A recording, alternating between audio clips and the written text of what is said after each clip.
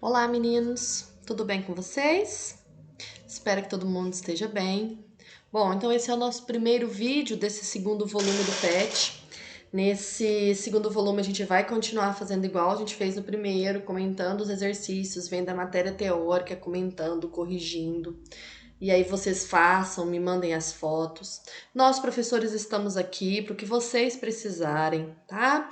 A gente espera que a gente possa ajudá-los, contribuir com o conhecimento de vocês. Agora não é mais possível nesse momento de forma presencial, né? Mas a gente está aqui para o que der, então a gente tem esse mecanismo, vocês têm os nossos contatos, o jeito da gente poder auxiliá-los nos estudos. Bom, vamos lá então? Nessa primeira semana aqui do nosso PET volume 2, nós falaremos um pouquinho sobre célula, organização, funcionamento, diferenças entre as células, tá? Então a gente vai fazer uma introdução ao estudo da célula, que é chamado de citologia. Então nessa semana a gente vai poder conhecer um pouquinho melhor o que é uma célula, como é seu funcionamento e a importância. Antes de mais nada, vamos ressaltar que biologia celular ou citologia é a área dentro da biologia que estuda as células. A palavra citologia, ela deriva do grego cytos, que significa células, e logos, que é estudo. Esse ramo da biologia, ele tem como alvo estudar células, suas estruturas, seu metabolismo. A célula e esse ramo de ensino, essa área da biologia, só foi possível, só começou a existir depois da descoberta da célula. E as células só puderam ser descobertas depois da invenção do microscópio, onde Robert Hooke cortou um pedaço de cortiça e observou ao microscópio e viu pequenos quadradinhos que ele denominou de células, tá? Como se fossem pequenas célulazinhas. A partir daí, essa área da biologia começou a desenvolver-se como ciência e, de acordo com o avanço do microscópio, a gente vai conseguindo enxergar coisas cada vez menores, né? E organelas, estruturas cada vez menores presentes dentro da célula. A gente tem a teoria celular, que ela estabelece que todo ser vivo é composto por célula, é constituído por célula. Então, o desenvolvimento dessa teoria celular, ele veio depois do desenvolvimento da microscopia. Então, hoje a gente sabe que os seres vivos têm células, com exceção dos vírus, mas até hoje os cientistas discutem se vírus são seres vivos ou não são seres vivos, justamente pelo fato de não terem células, tá? As atividades essenciais que caracterizam a vida ocorrem no interior das células, então até mesmo os vírus que não possuem células, por serem parasitas celulares, intracelulares obrigatórios, eles vão precisar da célula para sobreviver.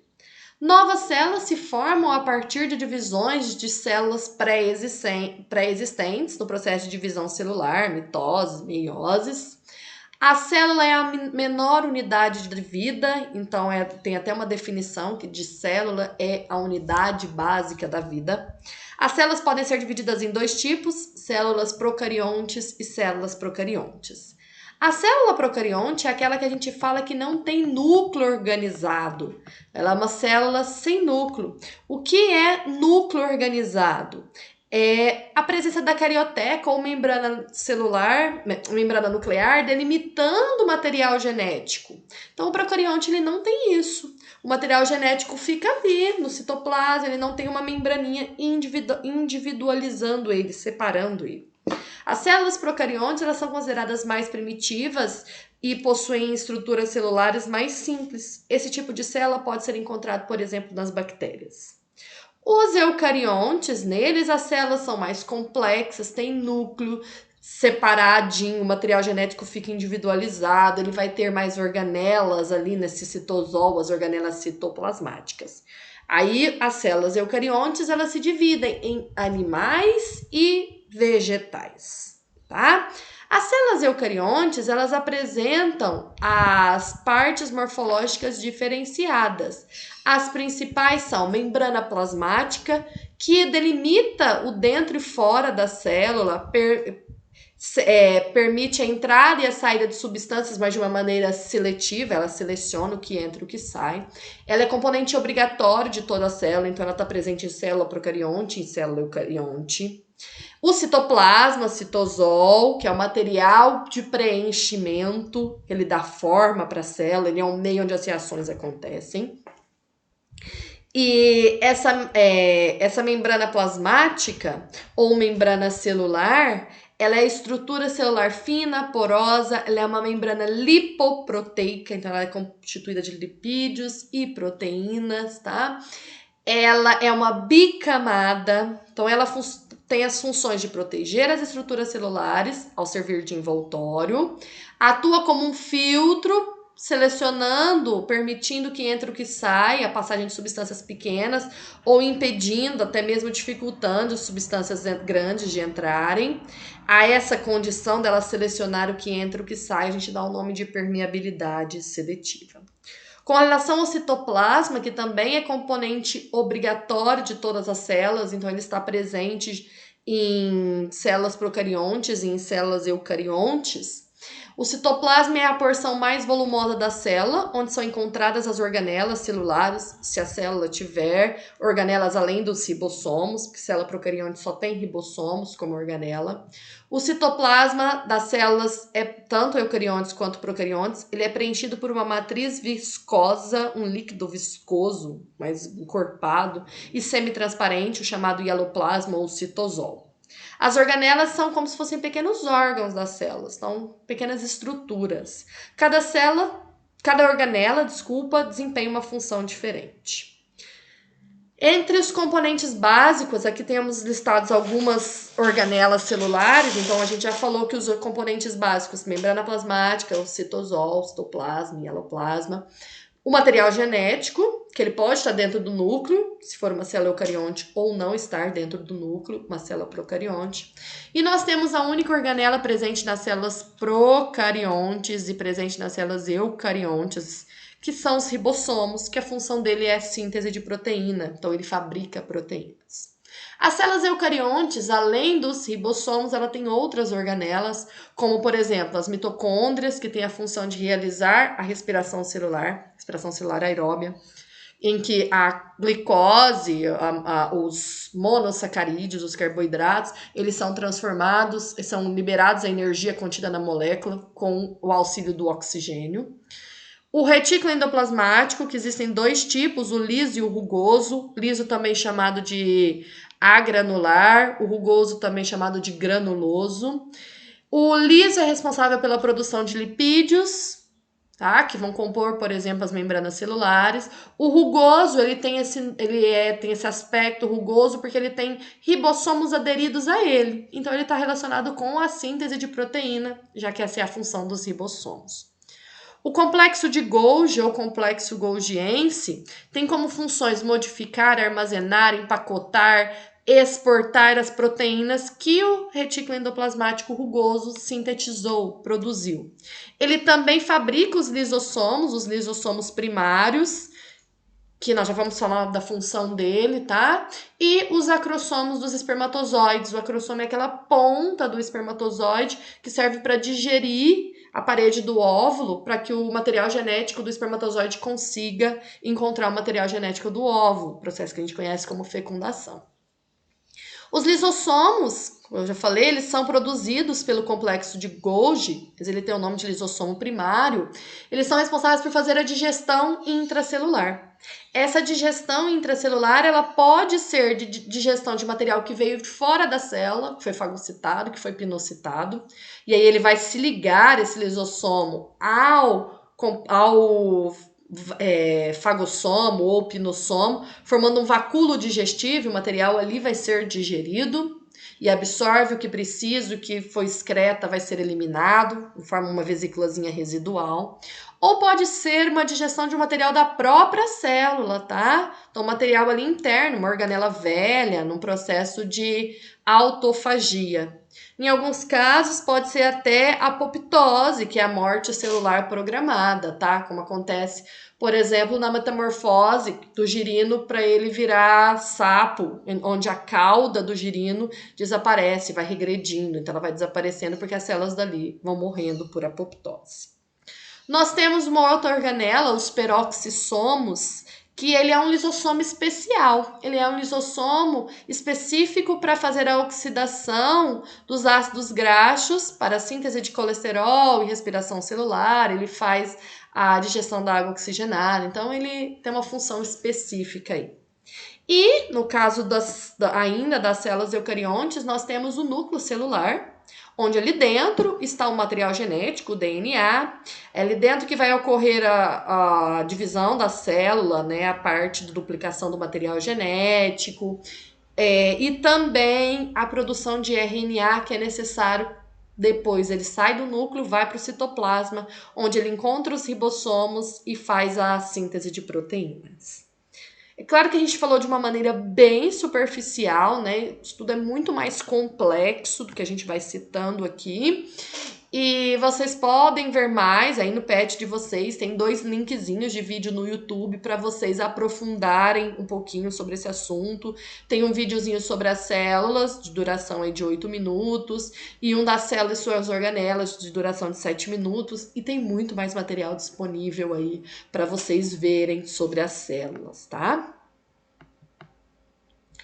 Com relação aos exercícios, nós temos alguns desta aula que nós vamos fazer agora, corrigi-los juntos. A biologia celular ou citologia é a parte da biologia responsável por estudar o funcionamento das células e suas estruturas. Analise as alternativas a seguir e marque aquela que indica corretamente o nome do pesquisador que denominou as estruturas funcionais dos seres vivos de células. Quem foi ele, né? Bom, então como o próprio PET traz, quem foi o primeiro ali a observar, que criou um microscópio, foi que é um conjunto de lentes para aumentar, foi a letra D, Robert. A número 2 fala que a teoria celular pode ser resumida atualmente em 3 pontos principais, para a gente analisar e marcar a alternativa que não apresenta uma afirmação relacionada a essa teoria. Então, nós temos as afirmações, se tiver de acordo com a teoria, a gente não vai marcar que não tem a ver com a teoria. Então, a primeira afirmação: todos os seres vivos são formados por uma ou mais células. Segundo a teoria celular, está certa. Todas as células são formadas por membrana, citoplasma e núcleo. Essa é a errada, tá? Nós vimos que tem as células que não têm núcleo, as células procariontes. A terceira alternativa, a letra C, as células são unidades funcionais dos organismos vivos, tá certo? E uma célula só pode originar-se de outra pré-existente, também tá certo. Então, a alternativa que a gente vai marcar, que não tem a ver com a teoria celular, é a letra B mesmo. A número 3. Costuma-se dizer que as células são formadas por membrana, citoplasma e núcleo. Entretanto, não são todas as células que apresentam um núcleo definido e delimitado por membrana nuclear. Baseando-se nisso, o mais correto seria afirmar que todas as células possuem membrana, citoplasma e material genético. As células que apresentam núcleo definido são chamadas de células eucarióticas, tá? É a letra D. Letra D, células eucarióticas. Células autotróficas são aquelas que produzem seu próprio alimento. Por exemplo, uma célula de uma planta, uma célula vegetal, uma célula bacteriana, cianobactérias. Heterotrófica, aquelas que não produzem seu próprio alimento, as nossas células. Procarióticas, as que não têm núcleo. Eucariótica, as que têm núcleo, por isso que a gente marcou. E termófilas são aquelas resistentes, bactérias termófilas, aquelas resistentes a altas temperaturas. A número 4. A membrana plasmática é encontrada em todas as células e apresenta como função principal controlar a entrada e a saída de substâncias no interior dessa célula. Essa membrana é formada por uma bicamada fosfolipídica, onde estão inseridas algumas proteínas. O modelo que descreve a estrutura da membrana plasmática recebe o nome de... A gente não comentou aqui na aula nome desse modelo, mas o nome do modelo é modelo do mosaico fluido, tá? Porque ela apresenta uma certa fluidez da membrana, e aí vocês vão ver vídeos sobre a membrana plasmática, tá? Falando justamente dessa fluidez, ela conseguir ter uma certa, ela delimita, mas ela tem uma certa movimentação, justamente por causa dessa permeabilidade, ela precisa dessa fluidez da membrana. O exercício número 5, ele fala que a estratégia de obtenção de plantas transgênicas pela inserção de transgenes em cloroplastos, e a gente não falou dos cloroplastos, tá? Os cloroplastos, eles são as organelas relacionadas com a fotossíntese, é ele que tem a clorofila. Ele não está presente em todas as células, né? Nas células autótrofas fotossintetizantes. Em substituição à metodologia clássica de inserção do transgênio no núcleo da célula hospedeira, resultou no aumento quantitativo da produção de proteínas recombinantes com diversas finalidades biotecnológicas. O mesmo tipo de estratégia poderia ser utilizada para produzir proteínas recombinantes em células de organismos eucarióticos não fotossintetizantes, como por exemplo as leveduras, que são usadas para a produção comercial de várias proteínas recombinantes e podem ser cultivadas em grandes fermentadores.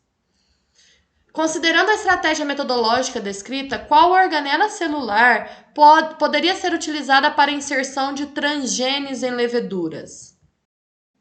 Das organelas listadas aqui, a gente vai ficar como a resposta a mitocôndria, porque se ele está falando de proteína, ele precisa de um material genético, e o material genético, além do núcleo nas células eucarióticas, a gente ainda tem nas mitocôndrias e nos cloroplastos, que são organelas que têm material genético próprio, tá? Que não é o material genético do núcleo da célula. Lisossomos não tem, peroxissomos, complexo Golgi nem retículo endoplasmático. Quem tem material genético próprio são cloroplastos e mitocôndrias. Então, a célula, além do material genético dela, do núcleo, ela ainda tem material genético na mitocôndria, e se ela for uma célula que tem cloroplasto, ela tem material genético no cloroplasto, tá? Esse material genético da mitocôndria é chamado de DNA mitocondrial. Bom, esse PET se encerra aqui, né, dessa primeira semana.